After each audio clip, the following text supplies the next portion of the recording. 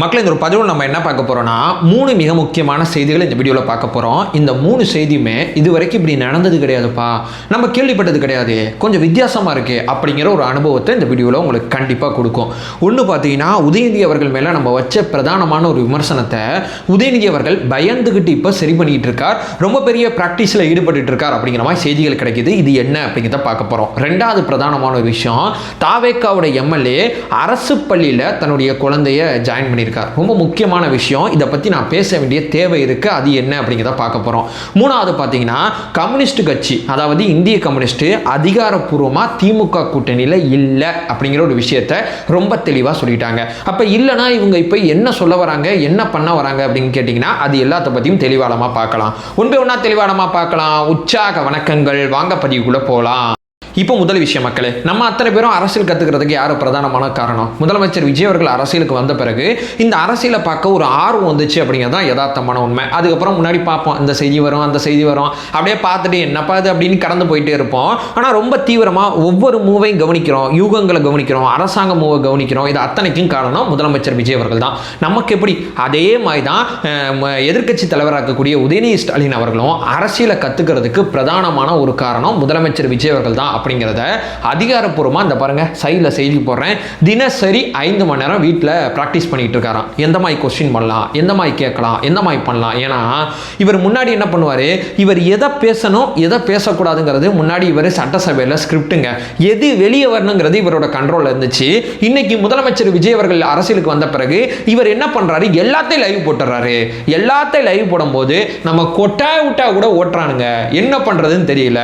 அப்போ எங்கேயாவது எதையாவது தெரியாம கிரியாம நம்ம உளறிட்டோம்னு வைங்களேன், பெரும் பிரச்சனை ஆயிப்பெறும். ஏன்னா நம்ம திராவிட அரசியல்னா நமக்கு என்னன்னு தெரியாது. நம்ம அப்பா வந்து இந்த திமுக தலைவராக இருக்கார், நம்ம இங்கே வந்துட்டோம். அரசு நிர்வாகத்தில் எது மாநில சுயாட்சி, எது மத்திய அரசு அதிகாரம், எது உள்ளாட்சியோடது, எதை நம்ம எதிர்க்கணும், எதை நம்ம எதிர்க்கக்கூடாது, எதற்கு நம்ம அப்பா சிஏ எடுத்து போராட்டம் பண்ணாரு, எதற்கு வந்து வக்ஃபோட எடுத்து நீதிமன்றத்தில் திமுக வழக்கு போட்டுச்சு, இந்த மாதிரி எந்த கேள்விக்கும் நம்ம பதில் தெரியாது. வந்தோமா இப்படி ரிப்பன் கட் பண்ணமா போனோமா அவ்வளோதான் நமக்கு தெரியும், நமக்கு வேற எதுவும் தெரியாது. நம்ம ஆட்சினால நம்ம வந்து ஒரு எம்எல்ஏவாக இருக்கும்போது, அமைச்சராக இருக்கும்போது, துணை முதலமைச்சராக இருக்கும்போது ஒரு 4 அதிகாரி இருந்தாங்க, அதை வச்சு இதை ஓட்டிக்கிட்டு இருந்தோம். இன்னைக்கு லைவ் போடும்போது நம்மளால எதுவும் பண்ண முடியல. நம்ம வந்து ஒரு மசோதாக்கு பதில் சொல்ல வேண்டிய தேவை இருக்கு. எதிர்க்கட்சி தலைவராக இருக்கும்போது இந்த மசோதாவை ஆதரிக்கிறீங்களா இல்லையாங்கிற விவாதத்தில் ஈடுபட வேண்டிய தேவை இருக்கு. சில கேள்விகளை சட்டசபையில் கேட்க வேண்டிய தேவை இருக்கு. அந்த கேள்விகளை நட்சத்திர குறியீட்டு கேள்விகள்னா துணை கேள்விகளை கேட்கறதுக்கான ஆப்பர்ச்சுனிட்டி நமக்கு அங்கே இருக்கும். அதற்கான கவுண்டர் அட்டாக்க நம்ம அங்கே கொடுக்க வேண்டிய தேவை இருக்கு. எல்லாமே லைவ் ஓடும்போது எங்கேயாவது ஏதாவது ஒன்று சொதப்பிட்டோம்னா எதுவுமே தெரியாம நமக்கு என்ன பண்றதுன்னு தெரியாம போயிடும். அதனால நம்ம ப்ராக்டிஸ் பண்ணுவோம். முன்னாள் அமைச்சர்கள் இருக்காங்க, முன்னாள் சில அதிகாரிகள் இருக்காங்க, எல்லாரையும் கூப்பிட்டு எது எது எப்படிங்க, எந்த மேட்ருங்க, என்ன செய்யணுங்க அப்படிங்கிறத கற்றுக்க ஆரம்பிச்சிருக்காருங்க. எவ்வளோ பெரிய கால கொடுமையாக இருக்குது. அதாவது இவர் ஏன் மிக கடுமையாக என்னோட வீடியோக்குள்ளே சாடுறேன்னு சொல்லி நிறைய பேர் கேட்குறீங்க. இவர் வாரிசுனால நான் சாரலைங்க. இப்போது அன்புமணி ராமதாஸ் அவர்களும் ஒரு வாரிசு தான், ஆனால் அவருக்கு இருக்கிற சப்ஜெக்ட் நாலேஜ் இவருக்கு கிடையாது. சப்ஜெக்ட் நாலேஜ் இல்லாமல் இந்த அரசியல் களத்தில் தான் ஒரு வாரிசுங்கிற ஒரே காரணத்துக்காண்டி பயணிக்கிறார்ல, எந்தவித புரிதலும் இல்லாமல் பயணிக்கிறார்ல, அதனால தான் இவரை நம்ம சாடிக்கிட்டு இருக்கோம். கொஞ்ச நாளைக்கு முன்னாடி ஜாதிவாரி கணக்கெடுப்புக்கு எல்லா கட்சியும் கூப்பிட்டு ஒரு மீட்டிங் போட்டு முதலமைச்சர் விஜய் அவர்களை சந்தித்து பேசி ஒரு கோரிக்கையை வச்சுட்டு வெளியே வரும்போது ஒரு செய்தியாளர் சந்திப்பை அன்புமணி ராமதாஸ் அவர்கள் கொடுத்திருப்பாங்க. அந்த செய்தியாளர் சந்திப்பை வந்து நீங்க பாத்தீங்கன்னா உங்களுக்கு நிச்சயமா தெரியும். ஒரு செய்தியாளர் சந்திப்புக்கு முன்னாடியே ஒரு காலநிலை மாற்றம் பத்தி ஒரு கேள்வி வந்து ஒரு பத்திரிகையாளர் கேட்கிறாரு. அண்ணா என்ன மேட்ரு, திடீர்னு வெளியே வெயில் அடிக்குது, திடீர்னு மழை பெய்யுது, இது என்ன மேட்ருன்னு அப்படின்னு கேட்கும்போது அவரு அதை பத்திலாம் விளக்கத்தை அவர் கொடுத்துட்டு அதுக்கப்புறமா செய்தியாளர் சந்திக்கிறார். ஏன்னா அவருக்கு பிரதானமா சப்ஜெக்ட் நாலேஜ் இருக்கு. அதே மாதிரி நம்ம முதலமைச்சர் விஜய் அவர்கள் இருக்காங்கல்ல, இவருக்கு பெரிய சப்ஜெக்ட் நாலேஜ் இருக்கு. இல்லைனாட்டி காலைல 10 மணிலேருந்து சாயங்காலம் 6 மணி வரைக்கும் தலைமைச் செயலகத்தில் உட்கார முடியாது, உட்கார மாட்டாங்க அவங்க. ஏன்னா சும்மா போயிட்டு ஏதாவது ஒன்று பண்ணிக்கிட்டு இருக்கணும் அப்படிங்கிறதா அவங்க பாயிண்ட் ஆஃப் வியூ இருக்கும். அவங்களுக்கு உட்கார தோணவே தோணாது. என்ன விஷயம் என்ன போயிட்டு இருக்குங்கிற கத்துக்கிற ஆர்வம். ரெண்டாவது அவருக்கு இயல்பாகவே ஒரு தொலைநோக்கு பார்வை இருக்கு. சில விஷயங்களை பற்றி ரொம்ப தெளிவான பார்வை அவருக்கு இருக்கு. எந்த நேரத்தில் கட்சி ஆரம்பிக்குங்கிற அடிப்படை புரிதல் இருக்கு. இது எல்லாமே அவருக்கு இருந்ததுனால தான் இன்னைக்கு அவர் ஜெயிச்சிருக்காரு. தனிப்பட்ட முறையில் நான் அவரை பார்த்துட்டு வந்தவங்கிற முறையில் சொல்கிறேன், அவருக்கு பெரிய நாலேஜ் இருக்குது, அதனால தான் அவர் சர்வே ஆகிறாரு. இன்னொன்று பார்த்தீங்கன்னா கார்த்திக் சிதம்பரம் இருக்கார்ல, சிதம்பரத்தோட பையன் தான் அவருக்கும் சப்ஜெக்ட் நாலேஜ் இருக்குது. அவருக்கு வந்து சில நேரங்களில் அவர் வேறு மாதிரி பேசுவார்னு வைங்களேன், ஆனால் எதை பேசணும் எதை பேசக்கூடாதுங்கிறது ரெண்டாவதுங்க, பேசணுங்கிற ஒன்று இருக்குல்ல, அது அவருக்கு இருக்குது. ஸோ அரசியல் களத்தில் சப்ஜெக்ட் நாலேஜே இல்லாமல் தான் ஒரு வாரிசுங்கிறதுனால சர்வே பண்ண ஒருத்தர் இன்னைக்கு சப்ஜெக்ட் நாலேஜை நோக்கி நகர்றாருன்னா அதற்கு முதலமைச்சர் விஜய் அவர்கள் பிரதானமான காரணங்கிறப்போ ஒரு தாவேகா தொண்டனா உதயநிதி ஸ்டாலின் அவர்களுக்கு நான் வாழ்த்துக்களை சொல்லிக்கிட்டேன். நிறைய படிங்க, படிச்சுட்டு வந்து சட்டசபையில் கலக்குங்க அப்படிங்கிறது இந்த வீடியோ மூலமாக நான் உங்கள்கிட்ட சொல்கிறேன். இது நம்பர் 1. நம்பர் 2 பிரதானமான ஒரு விஷயம், அதாவது ஒரு தாவேகா எம்எல்ஏ தன்னுடைய குழந்தைய அரசு பள்ளியில் ஜாயின் பண்ணிட்டாரு, கை தட்டுங்கப்பா அப்படின்னு கிடையாதுங்க. இதுக்கு பின்னாடி ஒரு பெரிய பாலிடிக்ஸ் இருக்குது. இதற்கு முன்னாடிலாம் இதை ஏன் பண்ண மாட்டாங்கன்னா, திருப்புவனம் தொகுதி சிவகங்கை மாவட்டத்தில் இருக்கிற இளங்கோவன் அவர்களுக்கு தனிப்பட்ட முறையில் தாவேகா தொண்டனா என்னுடைய வாழ்த்துக்களை சொல்லிக்கிறேன். ஏன்னா இப்போ வந்து இந்த அரசு பள்ளி இருக்குல்ல, அது வந்து தரம் குறைவாகவும் தனியார் பள்ளிகள் தரம் அதிகமாகவும் இருக்கும். அப்போ ஒரு பெற்றோர் என்ன பண்ணுவாங்க, இங்கே போனால் எஜுகேஷன் கம்மியாக இருக்கும், இங்கே போனால் எஜுகேஷன் நல்லா இருக்கும், கடை வாங்கியாவது நம்ம பிள்ளைய படிக்க வைப்போம்னு சொல்லி இந்த பக்கம் போவாங்க. ஆனால் அந்த பக்கம் நடத்துறது அத்தனையுமே இந்த பக்கம் உட்காந்து சரி பண்ண வேண்டிய எம்எல்ஏவாக இருப்பார், அமைச்சராக இருப்பார். இந்த பக்கம் உட்காந்து சரி பண்ண வேண்டிய எம்எல்ஏ அமைச்சர் இந்த அரசு பள்ளியை சரி பண்ணாமல் இவர் தனியாரை நோக்கி எல்லாரும் நகரணுங்கிறதுக்காண்டி இந்த அரசு பள்ளியை அப்படியே வச்சிருப்பாரு. இது ஒரு பெரிய பிஸ்னஸ். அரசு மருத்துவமனை இப்படி தான் இருக்கும், இங்கே தரமே இருக்காது, இங்கே தனியாக ஒரு பிரைவேட் ஹாஸ்பிட்டல் இருக்கும். பின்னாடி நல்லா செக் பண்ணி பார்த்தீங்கன்னா ஒரு எம்எல்ஏவும் அமைச்சராகவும் இருப்பார், இல்லை எம்எல்ஏ அமைச்சரோட பினாமியாக அந்த மருத்துவமனை இருக்கும். ஏன்னா இந்த மருத்துவமனைக்கு நிறைய பேர் வரணும்னா இந்த மருத்துவமனைக்கு யாரும் போகக்கூடாது, இந்த மருத்துவமனை நல்லா இல்லை, எல்லாரும் இந்த பக்கம் வாங்க அப்படிங்கிறத நோக்கி நகர்த்தணும்னா இது நல்லாவே இருக்கக்கூடாதுங்கிறது பிகைன்ல சீன்ல இருக்கிற அரசியல். அதனால தான் யார் ஆட்சிக்கு வந்தாலும் அரசு பள்ளி, அரசு கல்லூரி, அரசு மருத்துவமனை அப்படிங்கிறது திமுக அதிமுக ஆட்சியில் மாறி மாறி ஆட்சி பண்ணாலும் ஒரே மாதிரி தான் இருக்கும், பெரிய சேஞ்ச் இருக்காது. ஏன்னா இவங்க அத்தனை பேருமே பிரைவேட்டை நோக்கி நிறைய விஷயங்களை இன்வெஸ்ட் பண்ணியிருக்காங்க. அப்போ அவங்க மருத்துவமனை நல்லா இருக்கணும், அவங்க கல்லூரி நல்லா இருக்கணும், அவங்க ஸ்கூல் நல்லா இருக்கணும் தானே பார்ப்பாங்க. இதை எப்படி கண்டுப்பாங்க? ஆனால் தமிழக வெற்றி கழகம் இப்போ நம்ம ஆட்சிக்கு வந்திருக்கோம்ல, நம்ம தரப்பில் இருக்கக்கூடிய யாருக்குமே காலேஜ் கிடையாது, ஸ்கூல் கிடையாது, எதுவுமே கிடையாது. இவங்களோட நோக்கம் அரசு விஷயத்தை அவங்க வந்து அதிகப்படுத்தணும், நல்லா கொண்டு போகணும் அப்படிங்கிறதான் இவங்களோட பிரதானமான விஷயமா இருக்கும். ஏன்னா நம்ம பதவி ஏற்றோன்னே அரசு மருத்துவமனையை நோக்கி தான் நம்மளுடைய எம்எல்ஏக்கள் அமைச்சர்கள் அத்தனை பேருமே போய் சோதனை பண்ணியிருப்பாங்க.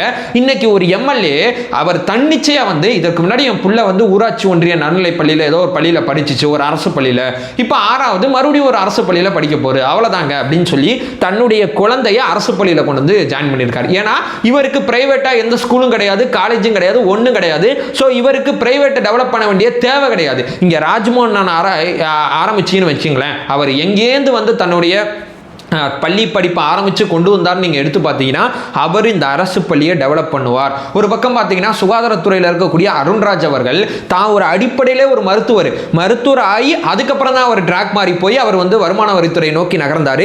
அடிப்படையில் மருத்துவராக இருக்கும்போது அவருக்கு வந்து பிரைவேட்டாக எங்கேயும் பெரிய இன்வெஸ்ட் பண்ணலாம் எதுவும் கிடையாது, அவரும் அரசு மருத்துவமனையை வந்து டெவலப் பண்ணுவார். நல்லா கவனித்து பார்த்தீங்கன்னா இந்த ஆங்கிளில் நம்ம வந்து பதவி போட்டு கொடுத்துருக்கோம். அதனால தான் இந்த மாதிரி சில விஷயங்கள்லாம் இங்கே நடந்துகிட்டு இருக்கு.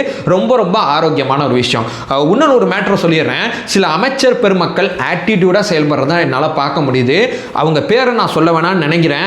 ஏன்னா ஓகே இப்போ தானே வந்திருக்காங்க பார்ப்போம் அப்படின்னு தோணுது. ஆனால் சில பேர் நம்ம வீடியோ கீழே கமெண்ட் பண்ணுறாங்க, நம்ம ஆட்சிக்கு வந்தது மக்களுக்கு நல்லது செய்தான். இங்கே விஜய் என்ன இருக்கார்ல, அவர் ஒரு மைண்ட் செட்டில் இருக்கார்ல, அந்த மைண்ட் செட்டில் எல்லாருமே இருந்தால் தான், அதாவது அமைச்சர் பெருமக்கள், எம்எல்ஏக்கள், தாவேக்காவோட மாவட்ட செயலாளர்கள், தாவேக்காவோட ஒன்றிய பொறுப்பாளர் முதற்கொண்டு அந்த மைண்ட் செட்டில் இருந்தால் தான் நம்ம நினைக்கிறோம்ல, அதாவது நம்ம தாவேக்கா தொண்டர்கள் அத்தனை பேரும் சேர்ந்து ஓட்டு போட்டு ஒரு மாற்றம் வேணும்னு நினைக்கிறோம்ல, அந்த மாற்றத்தை நோக்கி நகர்த்த முடியும். அவர் தன்னுடைய உழைப்பை மிக கடுமையாக கொடுத்துக்கிட்டு இருக்காரு. அவரோட சிந்தனை போக்குக்கு இங்கே வந்துருங்க, இல்லைனா ஓடிடுங்க. இல்லைனா ஏன் சொல்கிறேன்னா, உங்களை வளர்த்துட்டு அந்த தாவேக்கா தொண்டர்களுக்கு திருப்பி அடிக்கவும் தெரியும். உங்களுக்கு பெரிய பாசிட்டிவும் நாங்கள் தான், உங்களுக்கு பெரிய நெகட்டிவும் நாங்கள் தான். இதை நான் ரொம்ப தெளிவாக என்னோட வீடியோக்களில் சொல்லிடுறேன். ஏன்னா நான் யாரையும் மென்ஷன் பண்ணி என்னோட வீடியோக்களில் நான் சொல்ல விரும்பலை, ஆனால் நான் பார்த்துக்கிட்டு இருக்கேன் அப்படிங்கிற விஷயத்தை பதிவு செய்கிறேன். நான் மட்டும் இல்லை, நம்ம தோழர்கள் அத்தனை பேரும் பார்த்துக்கிட்டு இருக்கோம். தேவைப்படும் போது திருப்பி அடிப்போம், கவனமாக இருந்துக்குங்க அப்படிங்கிறது என்னுடைய 2வது பாயிண்டாக இருக்குது. இப்போ 3வதுங்க, அதாவது ஒரு மனுஷனோட வெற்றி மொத்த அரசியல் களத்தை மாற்ற முடியும்னு சொன்னால் அவங்களால நம்ப முடியுதா? முதலமைச்சர் விஜய் அவர்கள் வந்து ஜெயிச்சோன்னா காங்கிரஸோட நம்ம அலையன்ஸ் வந்து பேசின பிறகு காங்கிரஸ் வந்து விஜய் அண்ணாவோட வருகையை தேசிய லெவலில் ஒரு பெரிய செய்தி ஆக்குனாங்க.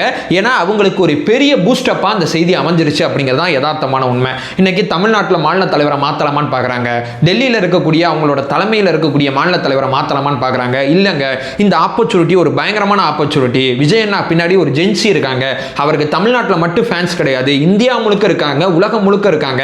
அவர் நம்ம பக்கம் வந்தது நமக்கு ஒரு சாதகமான முடிவு, இதை நம்ம சரியா பயன்படுத்திக்கணும் அப்படிங்கிறதுல காங்கிரஸ் ரொம்ப தெளிவா இருக்காங்க. அதை நோக்கி தன்னுடைய பாயிண்ட் ஆஃப் வியூ நகர்த்தி கொண்டு போயிட்டு இருக்காங்க. இந்த பக்கம் பார்த்தீங்கன்னா கம்யூனிஸ்டுகள் என்ன பண்றாங்க, இனிமே திமுக இருந்தா வேலைக்கு ஆகாது, வெளியில இருந்து ஆதரவுங்கிறது ஒரு கொள்கை நிலைப்பாடா இருந்தாலும் திமுக நம்ம தொடர்ந்தோம்னா சரியா இருக்காது, என்னுடைய சுய மரியாதைக்கு இங்க கேள்விக்குறியாகுது, நம்ம இனிமே இந்த கூட்டணியில பயணிக்கணுமா? நம்ம முதலமைச்சர் விஜய் அவர்கள் நேற்று போய் டெல்லியில ஒரே ஒரு மீட்டிங் போட்டார். அந்த மீட்டிங்க்கு அப்புறம் இந்த முடிவு எடுக்கிறாங்க. அடுத்த நாள் பிரஸ் மீட் கொடுக்குறாங்க. 2 நாளா நாங்கள் யோசிச்சு இந்த முடிவுக்கு வந்தோம்னு சொல்றாங்க. ஒரே ஒரு மீட்டிங், ஒரே ஒரு முறை முதலமைச்சர் விஜய் அவர்களை சந்தித்து முதலமைச்சர் விஜய் அவர்களை விமர்சிக்கிறவங்க பார்த்தாவே போதுங்க, அவரை விமர்சிக்கவே மாட்டீங்க. ஏன் சொல்கிறேன்னா அவருடைய அந்த சோல் இருக்குல்ல, அந்த ஆத்மா இருக்குல்ல, அந்த ஆத்மா அத்தனை பேருமே வந்து கன்வின்ஸ் பண்ணிடும் அப்படிங்கிறது தான் யதார்த்தமான உண்மை. நேற்று டெல்லியில் மீட்டிங்கு, இன்னைக்கு திமுக கூட்டணியிலேருந்து இந்திய கம்யூனிஸ்ட் வெளியே வந்துட்டாங்க. அடுத்தடுத்த இன்னொன்று கம்யூனிஸ்ட் இருக்காங்கல்ல, அவங்க வெளியே வந்துடுவாங்க. ஆல்ரெடி விசிகா நம்ம அமைச்சரவையில் பங்கேற்கிறாங்க, அதுக்கப்புறம் ஐஎம்எல் நம்ம அமைச்சரவையில் இருக்காங்க, காங்கிரஸ் நம்ம அமைச்சரவையில் இருக்காங்க. இப்போ அந்த கம்யூனிஸ்டுகள் 2 கட்சி வேணா திமுகவோட கூட்டணியில் இருக்கும்னு சொல்லிட்டு இருந்தாங்க. ஒரு கம்யூனிஸ்ட் வெளியே வந்துட்டாங்க. அப்போ ஒரு கம்யூனிஸ்ட் மட்டும்தான் இப்போ பெண்டிங். அவங்களே என்ன முடிவெடுக்க போறாங்க நமக்கு தெரியல. அப்ப திமுக இந்த 5 தொகுதியில இடைத்தேர்தலை தனித்து தான் நிக்கணும், வேற வழி கிடையாது. திமுகவோட அந்த ஓட் பர்சன்டேஜ் தனியா தமிழ்நாட்டில் எவ்வளோங்கிறது நம்ம தெரிஞ்சுக்கிட்டே கிடையாதுங்க இது வரைக்கும். இந்த வாட்டி தெரிஞ்சுப்போமே, ஒருத்தரோட வெற்றி நீ தனியா நிக்கிற, உங்க கூட கூட்டணிக்கு யாருமே வரலன்னு கிண்டல் பண்ணிட்டு இருந்தாங்க. ஜெயிச்ச பிறகு ஒன்னே தனியா நிக்க வச்சிட்டாரு அவர். அதான் யதார்த்தமான உண்மை. ஒரு கம்யூனிஸ்ட் வந்துட்டாங்கப்பா, இன்னொரு கம்யூனிஸ்ட் சொல்லை அப்படின்னு கேட்டீங்கன்னா இன்னொரு கம்யூனிஸ்டும் வந்துருவாங்க அப்படிங்கிறதான் என்னுடைய பிரதானமான நம்பிக்கை. ஸோ பார்ப்போம், இந்த இடைத்தேர்தலில் திமுக தனித்து நிற்க வாய்ப்பு இருக்கு. அதிமுக ஆல்ரெடி வந்து 2 பக்கம் போயிட்டு இருக்காங்க. திமுக பக்கம் போறாங்க, தாவேகா பக்கம் போயிட்டு இருக்காங்க. அதிமுகலேருந்து அதிமுகவோட நிலைப்பாடு என்னன்னு தெரியல. நம்ம அண்ணன் சீமானன் என்ன பண்றதுன்னே அவருக்கு புரியல. ஒரு பக்கம் வந்து மறு வச்சு அண்ணாமலை அவர்கள் ஒரு பாலிடிக்ஸ் பண்ணிக்கிட்டு இருக்காரு, அது என்ன கதைன்னு ஒரு பக்கம் போயிட்டு இருக்கு.